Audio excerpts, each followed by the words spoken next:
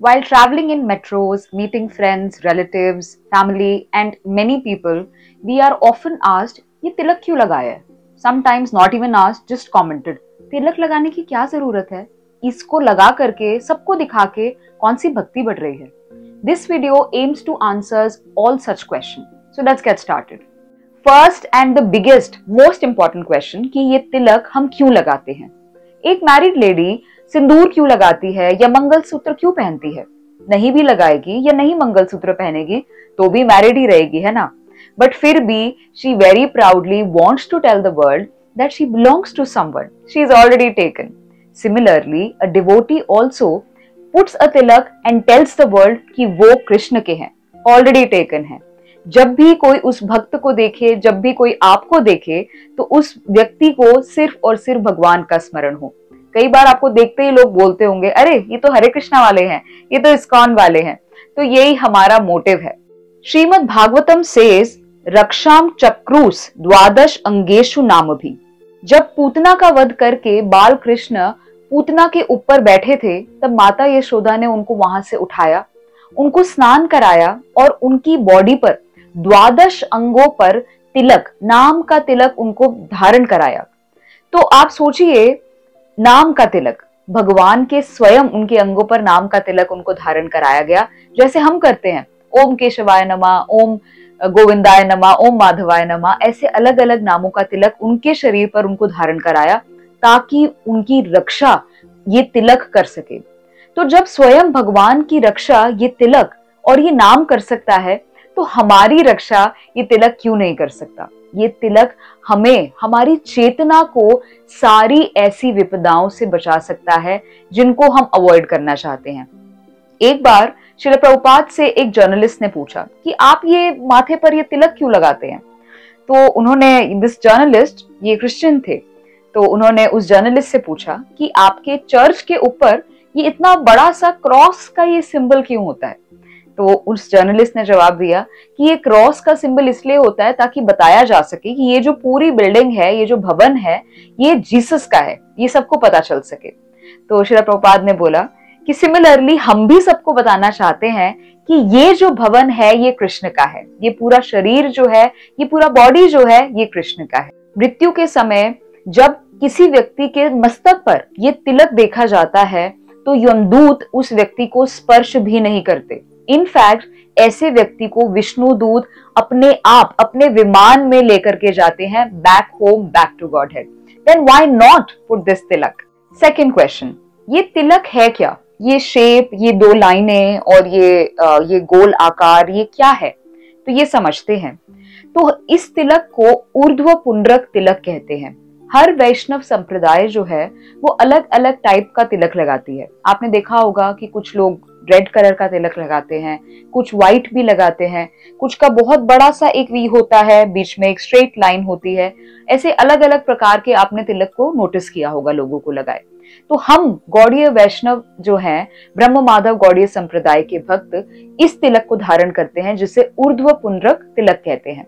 ऊर्ध्व मतलब ऊपर जाना, ऊपर की ओर, और पुंड्रक मतलब रेखाएं. तो ये दोनों रेखाएं जो ऊपर की ओर जा रही हैं, ये एक भक्त को भी ऊपर की ओर लेकर के जाती हैं. तो ये जो एक रेखा है, ये दोनों रेखाएं एक्चुअली ये भगवान श्री कृष्ण के चरण कमल हैं और उनके चरण कमलों में अर्पित है ये तुलसी पत्र. इस तिलक का, इस शेप का एक बहुत सुंदर और एक बहुत गुह्य मीनिंग भी है जो हमारे शास्त्र बताते हैं. एक तिलक की लाइन जो है, it represents the lotus feet of lord Krishna and the other line it represents Shrimati Radha Rani. और ये दोनों, श्रीमती राधा रानी और भगवान श्री कृष्ण जो हैं, वो पूरे ब्रह्मांड में सिर्फ और सिर्फ एक ही स्थान पर मिलते हैं जो है श्री वृंदावन धाम. और सिर्फ किसके अरेंजमेंट से मिलते हैं? श्री वृंदा देवी के अरेंजमेंट से. तो आप सोचिए, एक भक्त जो है सिर्फ और सिर्फ ऐसी सुंदर लीलाएं और ऐसा सुंदर मिलन सिर्फ एक भक्त ही विटनेस कर सकता है. चैतन्य महाप्रभु बिना तिलक के किसी के दर्शन भी नहीं करते थे. जैसे ही वो किसी को बिना तिलक के देखते थे, एक्चुअली देखते भी नहीं थे, उनके लिए वो व्यक्ति उनकी आंखों के आगे भी नहीं होता था. मैं आपको अपना पर्सनल रियलाइजेशन शेयर करूं, जब ये बात मुझे भक्ति में आने के बाद पहली बार पता चली थी, तो that was my internal motivation to put tilak every day, because मुझे ऐसा फील होने लग गया कि अगर मैं तिलक नहीं लगाऊंगी और भगवान के आगे जाऊंगी तो शायद भगवान मुझे नोटिस ही नहीं करेंगे. Then that was my personal motivation.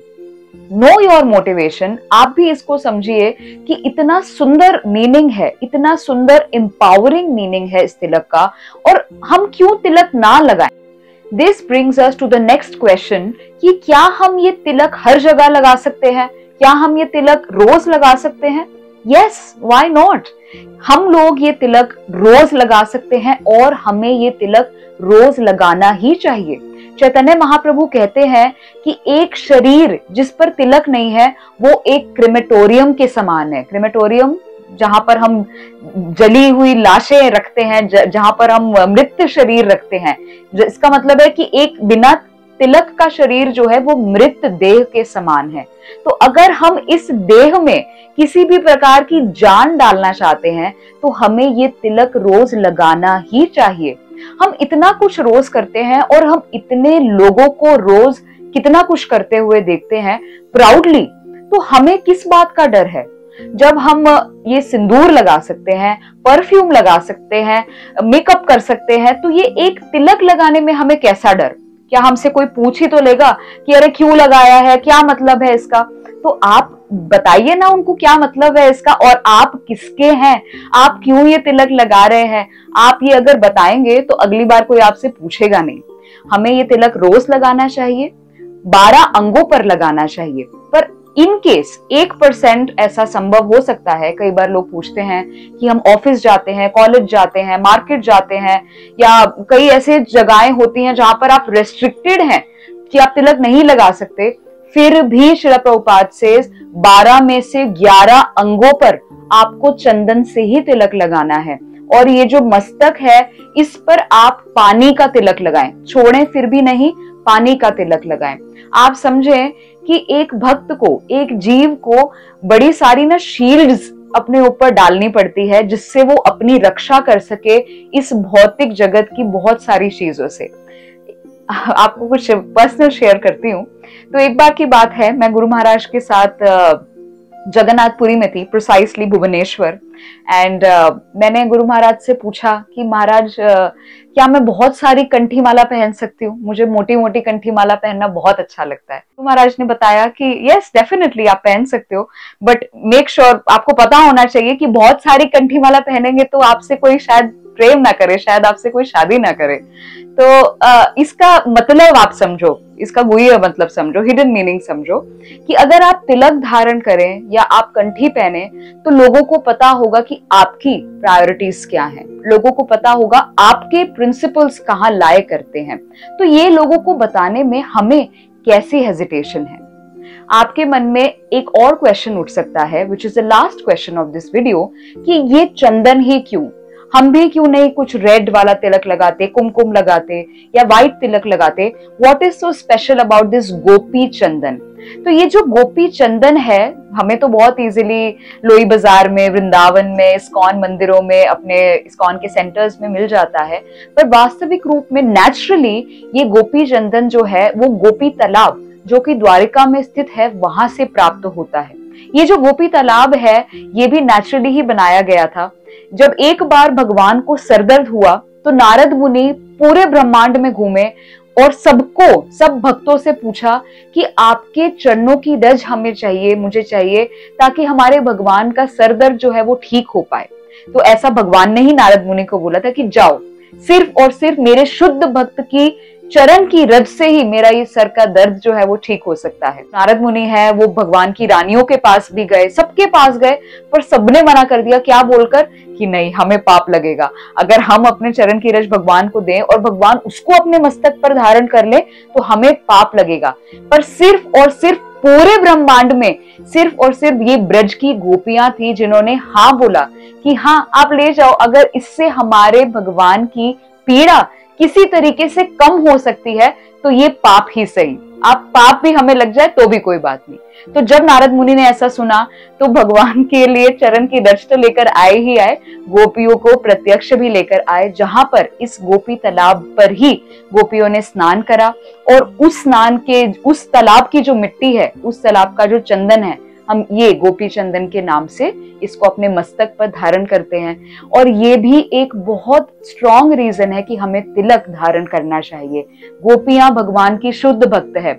अगर हम उनकी चरण रज को प्रतिदिन अपने मस्तक पर धारण करेंगे तो आप सोचिए कि हमारा कितना उद्धार हो सकता है। तो डरिए मत, don't be afraid. I might have missed out on some point, on some question that you would have regarding tilak, regarding applying tilak. So drop in your question or message me personally and I will be more than happy to answer all your questions. Hare Krishna.